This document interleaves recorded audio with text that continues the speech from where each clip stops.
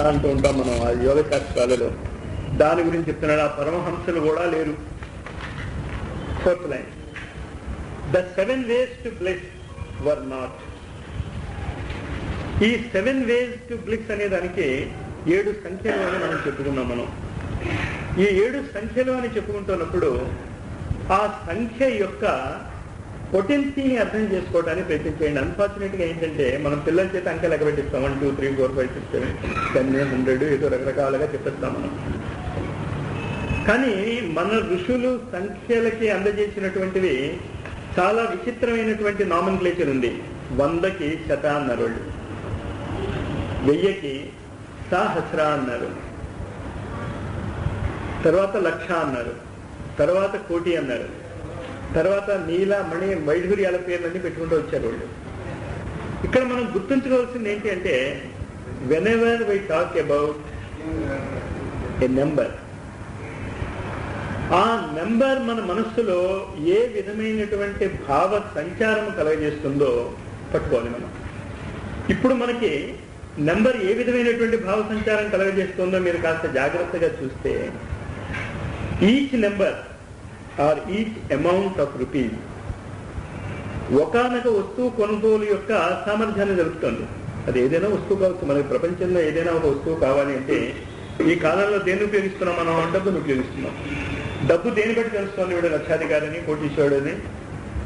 ఇదివరకు అయితే 4 figure salary అని చాలా గొప్పగా పేపర్లో వాడు అడ్వర్టైజ్మెంట్ చేసుకునేవారు. ఇప్పుడైతే బ్యాంక్ వాళ్ళ ఏమంటారని వాళ్ళకు కూడా 4 figure శాలరీ వస్తుందని చెప్పి 5 figure 7 figure లోకి వెళ్ళాలేమో.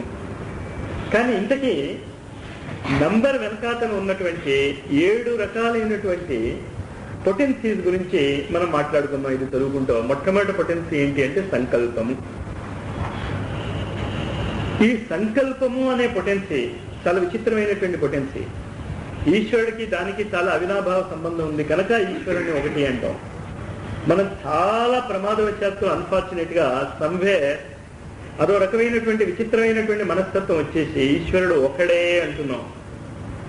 ఈశ్వరుడికి అనేక రూపాలు ఉన్నాయని మనమే చెప్పుకుంటున్నాం. మళ్ళా ఈశ్వరుడు ఒకడే కాదు, ఒకటి అనే పొటెన్సీ ఏదైనా పూర్తి కాన్సెప్ట్ ఆఫ్ నెంబర్ 1 ఉంటే అది ఈశ్వరుడు.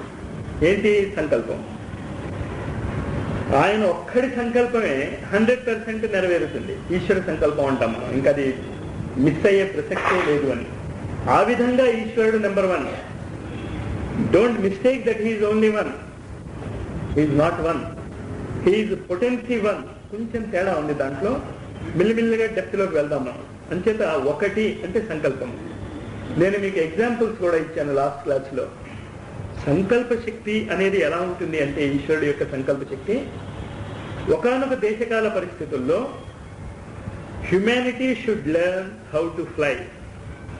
మానవ జాతి ఒకానొక స్థితిలో ఆకాశంలో ఎగరగలగటం నేర్చుకోవాలి అనేటటువంటి ఒక సంకల్పము, ఒక స్ఫురణ. ఇది ఎక్కడ వచ్చి ఉంటుంది? ఆకాశతత్వానికి పైన ఎక్కడో వచ్చి ఉంటుంది. ఆకాశతత్వాన్ని కూడా మనం మెటీరియలే అంటాం. భౌతికమే ఆకాశతత్వం కూడా, కంటికి కనిపించకపోయినా it is also very subtle material. చాలా చాలా సూక్ష్మమైనప్పటికీ కూడా అది పదార్థమే. దానిపైన ఉన్న ఇప్పుడు మనం మాట్లాడుతున్నటువంటి పొటెన్సీ సంకల్పం. ఇంకా అది జరగాల్సిందే. There is no obstruction for it. దానికోసము అనేక మంది వాళ్ళ ప్రాణాలు కోల్పోయారు.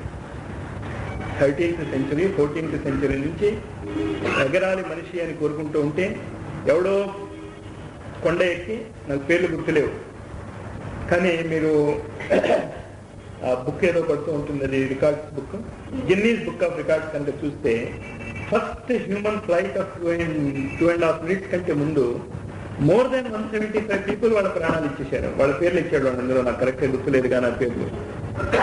ఏ శక్తి వాళ్ళని వాళ్ళ ప్రాణాలు కోల్పోయేటట్టు చేసింది? Very very interesting. అది మనం ఇప్పుడు ఆలోచించాలి. ఏం పిచ్చివాళ్ళయ్యా మీరు, మనిషి ఆకాశంలో ఎగరలేరు అని మనకు తెలుసు కదా, అయినా మీరు ఎగురుతా ఉంటారే. ఎగిరారు, చచ్చారా? ఒకళ్ళ ఇద్దరా? 175 చచ్చారు. మనకు తెలియకుండా ఇంకెంతమంది చచ్చారు? కెమికల్స్ ఏదైనా వాడితే మొన్న నవల కూడా ఏదో వచ్చింది, జలజరాగం ఏదో జలరాగం అంటే ఏంటి? నీళ్లు, అది తీసుకుంటే నీళ్ళ మీద నడిచేయవచ్చు అని ఆయుర్వేదంలో ఉందని. ఉందో లేదో నాకు తెలియదు, మీరు please don't try to experiment. కానీ నేను చెప్పదలుచుకున్నది ఏంటంటే అక్కడ ఆ సంకల్పం ఉందే, డూ ఆర్ డై. గాంధీ కూడా మన ఈ నేషనల్ మూవ్మెంట్ లో లాస్ట్ ఇచ్చినటువంటి స్లోగన్ అది, డూ ఆర్ డై. అంచేత ఈ do or die spirit is number 1. Do or die కాదు, లెట్ us assess. ఆలోచిద్దాం, ఆలోచించి సంభవం అవుతే చేద్దాం, సంభవం కాకపోతే చేద్దాం. కానీ ఈ సంభవం అవుతుందా అవదా అనేటటువంటిది కూడా ఉచ్చలోకాల నుంచి ప్రేరణ వస్తే ప్రజ్ఞ అంటాం మనం. మామూలు భౌతిక జగత్తు నుంచి వస్తే విజ్ఞానము అంటాం. ఇప్పుడు మనం అంతా ఉన్నది ఎటు? విజ్ఞానమే క్వశ్చన్లో ఉన్నాం, సైన్స్లో ఉన్నాం, సైంటిఫిక్ నాలెడ్జ్లో ఉన్నాం. అంచేత మనం ఏం చెప్పినా వినాం. సైన్స్ చెప్తుందంటే వింటాం. చాలా తమాషా చూడండి. ఇది ఎదురుకుండా ఉన్నటువంటి రాయిలో భగవంతుడు ఉన్నాడు అంటే నమ్మం, కానీ ఎదురుకుండా ఉన్నటువంటి రాయిలో యాటమిక్ ఎనర్జీ లాంటి అద్భుతమైనటువంటి శక్తి ఉంది అంటే ఒప్పిస్తాం. Technically both mean the same thing. అంతే కదా? ఎదురుకుండా ఉన్నటువంటి రాయిలో భగవంతుడు ఉన్నాడు, సైన్స్ స్టూడెంట్స్. తెలియదయ్యా నీకు ఎన్ని పరమాణువులు ఉన్నాయి అందులో? కొన్ని లక్షల కోట్ల పరమాణువులు ఉంటాయి అందులో. ఒక్కొక్క పరమాణువులో ఒక్కొక్క ఆటం బాంబు తయారు చేయగలిగే శక్తి ఉంది అంటే ఆ రాయిలో అనంతమైనటువంటి శక్తి ఉంది అన్నారు అనుకోండి, ఒప్పేసుకుంటారు. బట్ వాట్ వీఆర్ సేయింగ్, ఒకటే చెప్తున్నాం మనం, అనంతమైన శక్తి ఉందనే. అంచేత ఈ సైంటిఫిక్ ఆస్పెక్ట్స్ అని మనం మాట్లాడుకుంటున్నామే, ఇది ద పొటెన్సీ ఆఫ్ నెంబర్ 5, విజ్ఞానము. ఇది నెంబర్ 5 యొక్క potency. Number 4 the potency of balance. Number 6 the potency of devotion. Number 7 the potency of organization. ఇవి 7. ఈ 7 శక్తుల్ని ఉపయోగించుకుని అంటే నెంబర్ 1 సంకల్పము, నెంబర్ 2 ప్రజ్ఞ, నెంబర్ 3 కర్మ or action, number 4 balance, number 5 జ్ఞానము నాలెడ్జ్, నెంబర్ 6 డివోషన్ భక్తి, నెంబర్ 7 ఆర్గనైజేషన్ వ్యవస్థ. స్పిరిచువల్ లైన్లోకి వచ్చేసరికి రిచువల్ అంటాం. ఈ నెంబర్స్ తో పాటు ఇంకొక 2 నెంబర్స్ మనం ఉపయోగించుకుంటూ ఉంటాం, 8 and 9. ఈ 8 and 9 యొక్క నెంబర్స్ పొటెన్సీ చాలా విచిత్రంగా ఉంటుంది. అది ఇది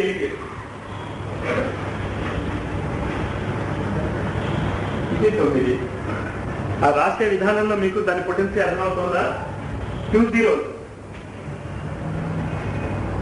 0 1 1 0.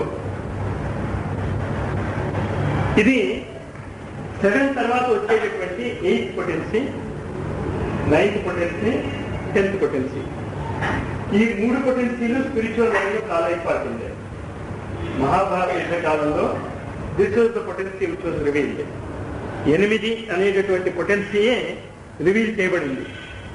దీని తర్వాత రామకృష్ణ పరమహంస, మీకు ఆయన డేట్ ఆఫ్ బర్త్ గుర్తుంది అనుకుంటాను. Anybody knows it? అది కూడా ఆయన ఆ నెంబర్ 9 అనేటటువంటి పొటెన్సీకి సింబల్. దీని తర్వాత మనం అందరం ఏ అవతారం గురించి ఆలోచిస్తున్నాం, అది నెంబర్ 10, 10వ అవతారం. అంచేత ఇక్కడ సంఖ్యల్ని మీరు సంఖ్యలుగా మాత్రమే చూడదలుచుకుంటే మిస్ అయిపోతాం మనం. సంఖ్యల్ని సంఖ్యలుగా చూడకండి, దానిని ఒక భావనాత్మక విశేషంగా చూడండి. ముఖ్యంగా సీక్రెట్ డాక్టర్లో కానీ, భగవద్గీతలో కానీ, or any other book like Savitri. కానీ the numbers also have a potential. ఆ నెంబర్స్ కూడా చాలా విశిష్టమైనటువంటి ఉదాహరణ ఉంది.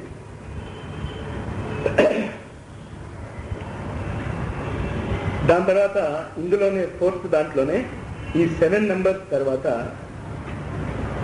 మనిషికి బాధ కలిగించేటటువంటివి 108 కారణాలు ఉన్నాయి అని చెప్తాడు. లాస్ట్ క్లాస్లో మనం చదువుకున్నాం 12 రాసులు, 9 గ్రహాలు, 12 × 9 108. ఈ 7 మార్గాలలో కనుక వీటిని 12 రాసుల్ని కనుక మనం నడిపించగలిగితే 84 లక్షల జీవరాశులు వస్తాయి. ఇంతవరకు మనం లాస్ట్ క్లాస్లో చదువుకున్నాం. ఇవాళ వీ విల్ గో అహెడ్.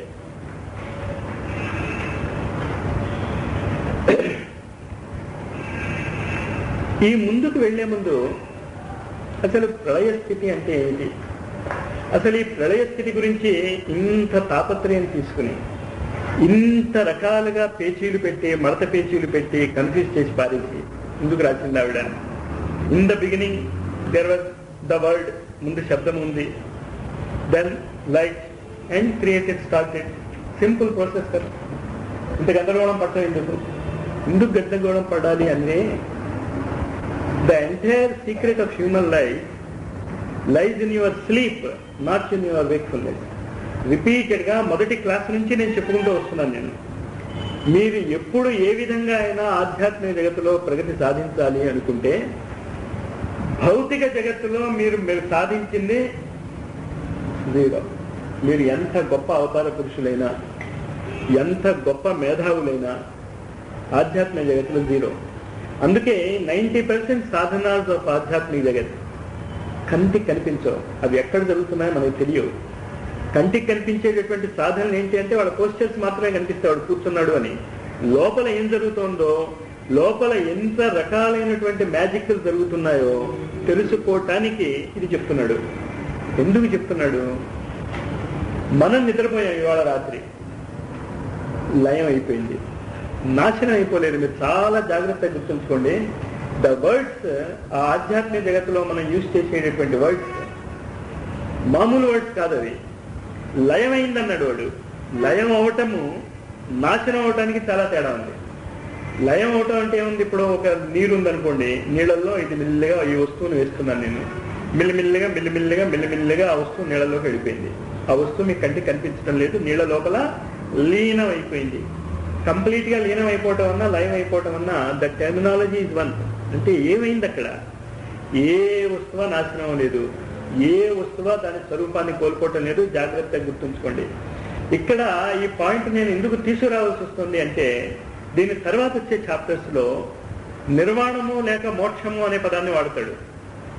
ఈ పదాన్ని చాలా బాగా భ్రష్టు పట్టించేసాం మనం. ఎందుకు అది తప్పు పట్టించేసామంటాం అంటే, ఈ మానవ జీవితానికి విలువ లేదు, ఈ ప్రపంచంలో మనం ఏం సాధించలేము, ఈ ప్రపంచంలో ఉన్నది దుఃఖమే, ఎక్కడ చూస్తే ఏముంది అంతా దుఃఖమే కదా, ఎవరిని చూసినా దుఃఖానికి కారణమే కదా, అసలు జన్మే దుఃఖానికి కారణం. అంచేత ఏం చేయాలి మనం? సావిత్రి క్లాసులో చెప్తాను నాటకర్ణి గారు, మీరు హాయిగా ఏ నాథ్కో వెళ్ళిపోండి అంటే బద్రీనాథ్కో ఫలానా నాథ్కి వెళ్ళిపోండి అని చెప్తూ, if you are intelligence enough plots అక్కడ కొనండి అంటాడు ఆయన. ఇచ్చేదంటే మీరు బాగా మనుషులు బుర్రకెక్కించేశారు. మానవ జీవితంలో సుఖం లేదు, మానవ జీవితము కష్టాలమయము, కన్నీళ్లమయము. అందువల్ల ఇక్కడ మీకు సుఖం పొందే ప్రసక్తే లేదు. మీరు సుఖం పొందాలంటే ఎక్కడ పొందాలి? లలితా సహస్రనామం చూడండి, ఏం చెప్పింది ఆవిడ? బయట జగత్తులో ఏమీ లేదు, అంతర్జగత్తులో అంతా ఉంటుంది. బహిర్ముఖ సుదుర్లభ సమారాధ్య బహిర్ముఖ సుదుర్లభ. కానీ ఆ లలితా సహస్రనామే చాలా చెప్పింది. ఉన్మేష విశ్వోత్పన్న విపన్న భువనావళి అని కూడా చెప్పింది. మనకు నచ్చింది మాత్రమే తీసుకుంటాం, మిగతా తీసుకోవచ్చని కూడా. అది ట్రూత్ కావాలంటే టోటాలిటీ తీసుకోవాలి మనం. అంచేత ఇక్కడ నేను ఆ మోక్షము నిర్వాణము అనే పదాన్ని నేను తీసుకొచ్చి ఎందుకు ఇంత గట్టిగా నొక్కి చెప్తున్నాను అంటే, ఈ భౌతిక జగత్తుని ఆధ్యాత్మిక సాధనకి ఉపయోగపడే అద్భుతమైనటువంటి ప్రయోగశాలగా మీరు గుర్తించకపోతే సీక్రెట్ డాక్టర్ అనవసరం. మీరు కళ్ళు మూసుకుని ఏ చెట్టు కిందో సోకాల్డ్ ముక్తికి ప్రయత్నించడమే మంచిది. కానీ ఇక్కడ మీకు ముక్తి లభిస్తుంది అంటే నేను ఇప్పుడే మీకు రాసి చెప్తున్నాను, బలబుద్ధి చెప్తున్నాను. కానీ బలబుద్ధను ఇంకేంటి నా చేనే పెడుతుంది. కానీ ముక్తి అనే పదానికి ప్రపంచాన్ని వదిలేసి నేను ఒక్కడనే ఎక్కడో ఆనందంగా జీవించదలుచుకుంటున్నాను అనే ఉద్దేశంతో మనం సీక్రెట్ డాక్టర్ జోలికి వచ్చామంటే లాభం లేదు. కానీ మానవ జాతి మొత్తానికి కూడా ఆనందాన్ని ఇవ్వటానికి మనం ఏదైనా రహస్యము కనుగొనగలమా? ప్రపంచం అంతా చీకట్లో ఉంటే ఓ ఎడిసన్ మనుషులందరికీ వెలుతురిద్దామన్నాడు, చెడు. ఓ రైట్ బ్రదర్స్ మనుషులందరూ ఎగరాలి అనుకున్నాడు, ఏరోప్లేన్ వచ్చింది. అలాగే స్వింగ్ మెషిన్. అలాగా మనం అందరం కూడా ఋషులు లేక మహాత్ములు అందజేసినటువంటి అద్భుతమైనటువంటి విజ్ఞానాన్ని కేవలము మన కోసమే కాకుండా అందరికీ సుఖం కలగజేయటానికి కావలసినటువంటి ప్రయోగాలు సాధనలు చేసేటటువంటి ధైర్యం ఉన్నదా, సాహసము ఉన్నదా?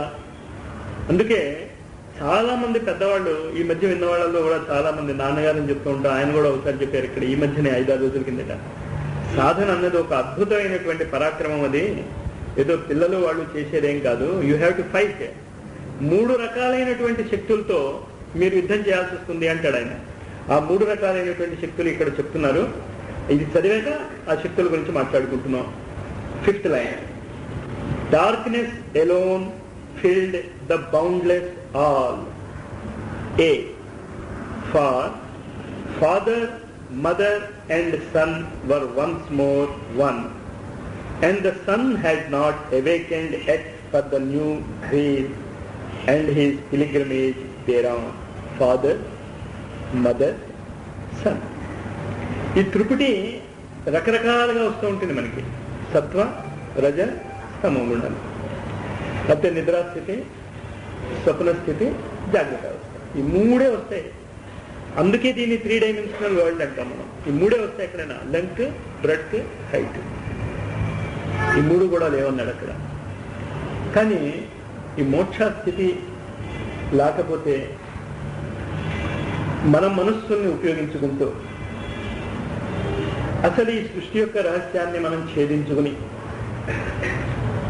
అసలు ఈ సృష్టికి ఏదైనా ఒక పర్పస్ ఉందా?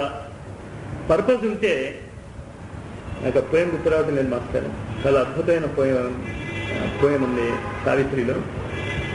అందులో ఆ భావం చెప్తాను నేను. మనిషి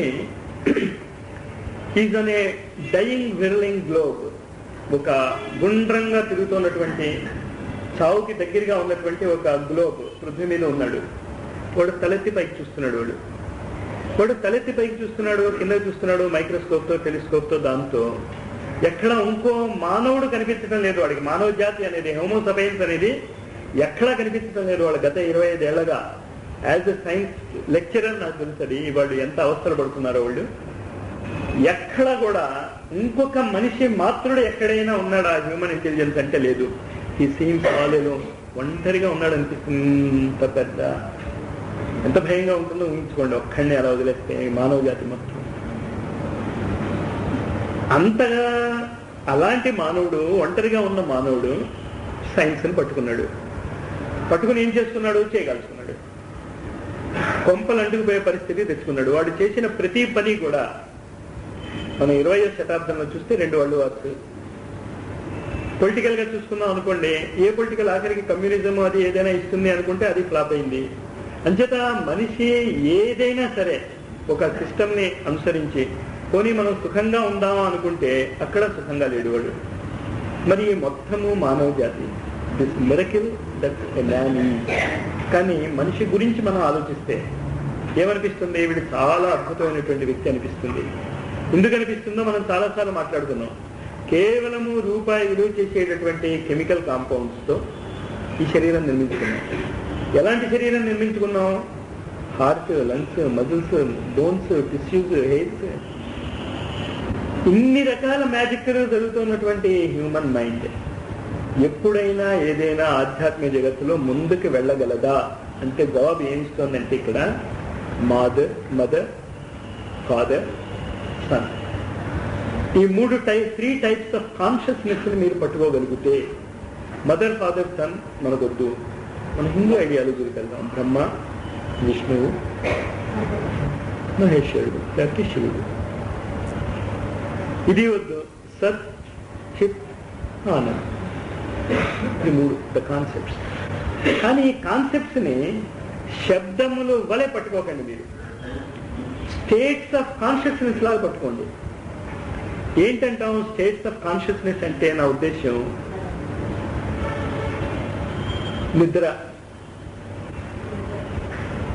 నిద్రపోతున్నాము, it's okay, it is a word.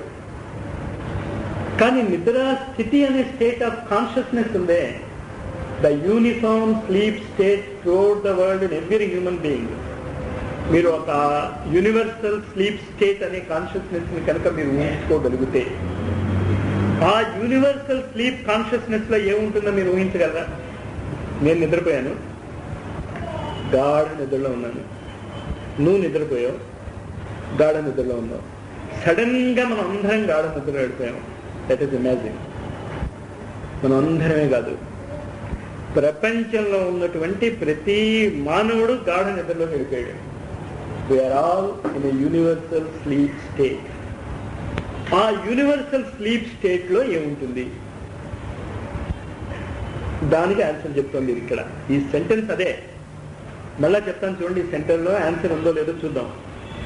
Darkness alone filled the boundless all, far father, mother and son were once more one, and the sun had not awakened yet for the new way and his pilgrimage thereon. నేను నిద్రపోయాను, నిద్రలేస్తాను. ఎలా నిద్రలేస్తాను? నేను chemistry లెక్చరర్గా నిద్రలేస్తాను. నువ్వు నిద్రలేస్తావు, marketing ఆఫీసర్గా నిద్రలేస్తావు. ఆయన నిద్రలేస్తాడు, Tenali political science లెక్చరర్గా నిద్రలేస్తాడు కదా. అంటే ఏమైంది? నిద్రాస్థితిలో ఎవరం మారలే, ఎవరము ఎక్కడున్నామో అక్కడే ఉన్నాం. మరి ఏంటి పోయింది? What is it that we are missing? Form పోయింది, నేమ్ పోయింది. ఈ ఫామ్ లేదు, ఈ నేమ్ లేదు. యూనివర్సల్ స్లీప్లోకి వెళ్ళిపోయాం అనుకోండి, అదే కదా ప్రళయం అంటే. ప్రళయంలో ఏం జరుగుతుంది? అన్నీ నిద్రపోతున్నాయి. ఏ స్టేట్లో నిద్రపోతున్నాయి? ఈ 3 స్టేట్లు లేవు. జాగ్రత్త అవస్థ లేదు, స్వప్నావస్థ లేదు, నిద్రావస్థ కూడా లేదంటున్నాడు అక్కడ. ఇంచేత నిద్రావస్థ అనేది మనం చెప్పుకోగలుగుతున్నాం, వీఆర్ ఏబుల్ టు క్యాచ్. ఆ యూనివర్సల్ స్లీప్ స్టేట్ లోకి వెళ్ళిపోయిన తర్వాత నిద్రా స్థితి అనేటువంటి స్థితికి వాల్యూ ఉండదు. ఈ 3 చాలా జాగ్రత్తగా గుర్తుంచుకోండి. ఈ 3ంటిని మనం చాలా సార్లు తిప్పుకుని వస్తాం. మనం నిద్ర, స్వప్నము, జాగ్రత్త అవస్థ. అండ్ విత్ ఆల్ దట్ నేను మళ్ళా మీకు గుర్తు చేస్తున్నది ఏంటి? నిద్రాస్థితే మన ఒరిజినల్ స్వరూపము. నిద్రాస్థితి కంటే తక్కువ స్థితిలో మీరు ఆలోచించడం మొదలైతే స్పిరిచువల్ లైఫ్ లోకి మీరు అడుగు పెట్టలేదు. స్పిరిచువల్ లైఫ్ లోకి మీరు అడుగు పెట్టబోతున్నారు తప్ప సమాధి స్థితి అంటాం. నిద్ర సమాధి స్థితి అని శంకరాచార్య వారు శివమానస పూజలో చెప్తారు. అంచేత అంటిల్ అండ్ అన్లెస్ మీరు కాన్షియస్ గా నిద్రాస్థితిలోకి వెళ్ళగలిగితే తప్ప స్పిరిచువల్ లైన్ లోకి అడుగు పెట్టుకున్నాం అనే భ్రాంతిలోకి వెళ్ళకండి. కొన్ని కోట్ల నామజపం చేశాను, లేకపోతే 30 ఏళ్ల బట్టి నేను మౌనంగా ఉన్నాను. నా గోరు చూశారా? 70 ఏళ్ల బట్టి నేను మీకు కనిపిస్తూ ఉంటారు కాశీలో, అందుకని చెప్పాను. ఆయన 70 ఏళ్ల బట్టి ఆ గోరు తీసుకోలేదు. ఇప్పుడు ఈ ఆడవాళ్ళు ఏదో వాళ్ళ ఫ్యాషన్, మేము 2-3 ఆయనతో పోటీ పడాలి. 70 ఏళ్ల బట్టి ఆయన గోరు కట్ చేయలేట. నేను చూశాను ఆయన. ఆయన ఏమంటాం? మేము నాస్తును అలా బాబా అంటాం. నాస్తున్ అంటే గోరు అనమాట. అది ఆయన బాబాత్వానికి ఏంటంటే గోరు. ఇది అంచేత మనం ఆధ్యాత్మిక జగత్తులో అడుగు పెట్టదలుచుకుంటే జాగ్రత్త, స్వప్న, సుషిప్తి అవస్థలకి ఆవల మనం వెళ్ళాలి. దానికంటే ముందు వెళ్ళలేము అనేది ఇక్కడ చెప్తోంది. Darkness alone filled the boundless all, the father అంటే నిద్రాస్థితి, ద మదర్ స్వప్నస్థితి, అండ్ సన్ జాగ్రత్త అవస్థ, వర్ వన్స్ మోర్ వన్. ఈ 3 కలిసిపోయి అందులో. And the sun had not awakened at far the new heel. మళ్ళా సన్ జాగ్రత్తావస్థ వస్తే తప్ప మళ్ళా సృష్టి బిగిన్ కాదు. 6th స్టాంజా 1లో 6th line, the 7 sublime lords and the 7 truths had ceased to be. Repeated గా నెంబర్ 7 మన దగ్గరికి చాలా సార్లు వస్తూ ఉంటుంది. అంచేత ఈ నెంబర్ 7 అనే పొటెన్సీని కనుక మీరు బాగా అర్థం చేసుకోలేకపోతే, 7 అర్థం చేసుకోకండి. 7 అనే ఒక గీత గీసేసాం, మాకు 7 తెలియకపోవటం ఏంటి? 7 తెలుసు మీకు, 7 అనే పొటెన్సీ మీకు తెలియటం లేదు. 7 అనేటటువంటి పొటెన్సీలో ఉన్నటువంటి గొప్పతనం ఏంటి అంటే, 7 అనేటటువంటి పొటెన్సీని అర్థం చేసుకున్నటువంటి ప్రతి వ్యక్తి కూడా ఈ ఫిజికల్ బాండేజ్ నుంచి దూరం అయిపోతాడు. ఫిజికల్ బాండేజ్ని దాటగలిగేటటువంటి శక్తి వచ్చినప్పుడే 7 అనేటటువంటి సంఖ్యను మనం వాడుతాం. చూద్దాం ఎలా వాడుతాం దాన్ని. ఈ తర్వాత సెంటెన్స్ సర్వే చెప్తాను. The 7 sublime lords and the 7 truths had ceased to be, and the universe, the sum of necessity, was immersed in Paranishpanna. Paranishpanna anna, Nirvana anna, Samadhi anna okate. Absolute perfection, Paranirvana, to be outbreathed by that which is and is not was. 7 sublime lords, 7 truths కి మనం 4 వేదాల గురించి మాట్లాడుకుంటూ ఉంటాం. అలాగే 4 పురుషార్థాల గురించి మాట్లాడుకుంటూ ఉంటాం. కానీ ఉండవలసినవి అక్కడ ఏంటి అంటే 7 వేదాలు, 7 పురుషార్థాలు ఉండవలసింది. ఇంచేత మనం 4 గురించే మాట్లాడుకుంటున్నాం అంటే సీక్రెట్ డాక్టర్ లో 2nd వాల్యూమ్ లో వస్తుంది మనకి. హ్యూమన్ గ్రోత్ లో మనం ఇప్పుడు చూస్తున్నటువంటి ఎర్త్ కూడా 7 జన్మలు ఎత్తాల్సి వస్తుంది అంటాడు. భూమి ఒకసారి వచ్చింది, లయం అయిపోతుంది, మళ్ళా ఒకసారి పుడుతుంది, లయం అయిపోతుంది, మళ్ళా ఒకసారి పుడుతుంది, లయం అయిపోతుంది. అలాగా ఒక్కొక్కసారి పుట్టి ఒక్కొక్కసారి లయం అయిపోతూ ఉంటే ఒక్కొక్క ట్రూత్ విల్ బి రివీల్డ్. ఈ ఒక్కొక్క ట్రూత్ రివీల్ అవుతూ ఉన్న కొద్దీ ఇప్పుడు 4 ట్రూత్స్, 4 వేదాలు ఉన్నాయి. కానీ మహాభారతానికి ఒక తమాషా అయిన పేరుంది. ఏం పేరుంది దానికి? పంచమ వేదము అని.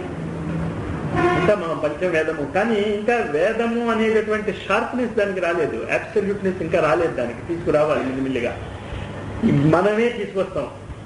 If not we, hour generation తీసుకురావాలి. తీసుకురాకపోతే ఈ ఎర్త్ యొక్క సైకిల్ కంప్లీట్ కాదు. అంచేత the 7 sublime lords and 7 truths had ceased అంటే ఎక్కడ గురించి చెప్తుంది? ఇదివరకు కల్పంలో ఆ 7 రౌండ్స్ కంప్లీట్ అయిపోయి, what ever you call it, మనం తర్వాత అర్థం చేసుకుందాం వాటిని. ఆ 7 ప్రాసెస్ ఆఫ్ ఎవల్యూషన్ క్లోజ్ అయిపోయి, 7 ట్రూత్స్ డెవలప్ అయిపోయి, 7 రకాలైనటువంటి వేదాలు డెవలప్ అయిపోయి అన్నీ కూడా అలా ఉన్నాయి హాయిగా నిద్రాస్థితిలో.